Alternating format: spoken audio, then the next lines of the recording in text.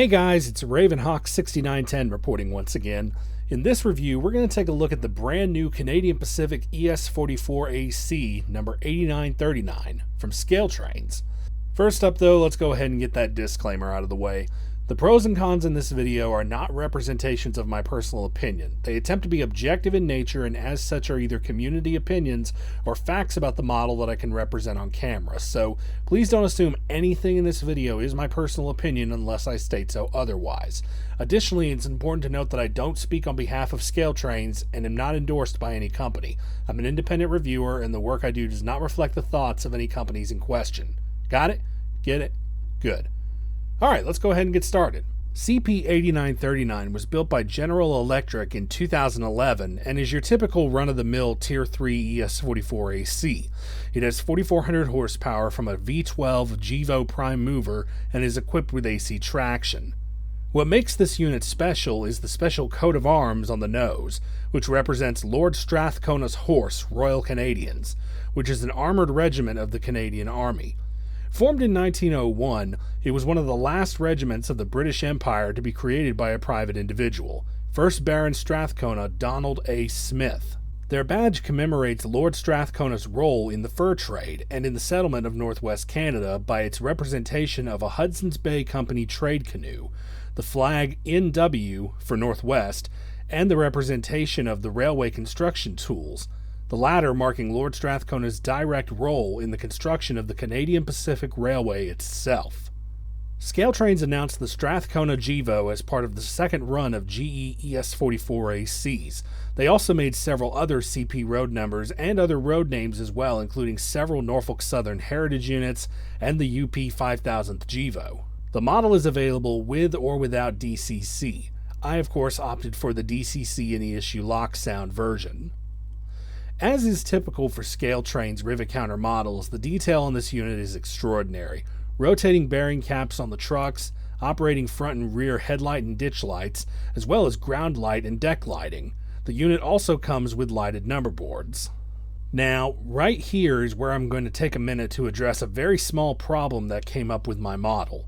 When I first unboxed the unit, I found out that one of the number boards was actually applied upside down and backwards. And while this was indeed a QC problem, it actually made me laugh, to be honest. I wasn't sure how to fix it or even if I could, until Josh Clark, or NSModeler24, commented on my video and told me that I could pop the number board out using a pair of tweezers and then reapply them back to the correct place with some canopy glue. I gave Scaletrains a call as well to ask if this was indeed the case, which they confirmed it was, but also just to let them know that, hey, this happened to mine, y'all might want to keep an eye out for others with this same problem. Bottom line though, I popped the board out, flipped it, and stuck it right back in place the correct way. Problem solved, and no need to ship it back to Scaletrains at all. My point for all of this is for three reasons. Number one, first to thank Josh for telling me about this easy fix. 2, to thank Scaletrains for their awesome customer service, and 3, to tell you that even if you do have a problem with your model bigger than mine, don't worry friends, just give Scaletrains a call and I'm sure they'll do their best to fix things up for you. This is now a non-issue for me and I'm not going to worry about it anymore. What I am going to worry about is showing you how cool this model sounds and runs, so let's hook it up to a train and let's run it around the layout for a bit. And while it runs around, listen to that awesome sound file for the ES44, specifically the horn.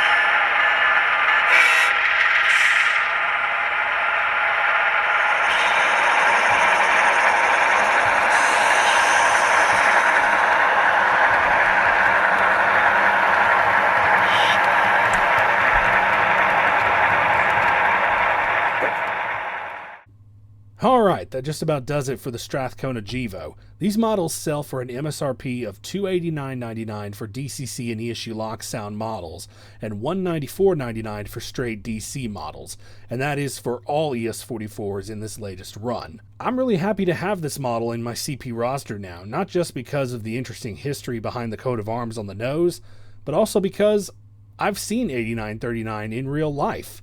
I'll refer you to a video I shot of it years ago, so you can check that out after this video if you'd like. The link to that video is in the description box below. Thank you all for watching, and I'll see you guys in the next video. This is Ravenhawk 6910, signing off.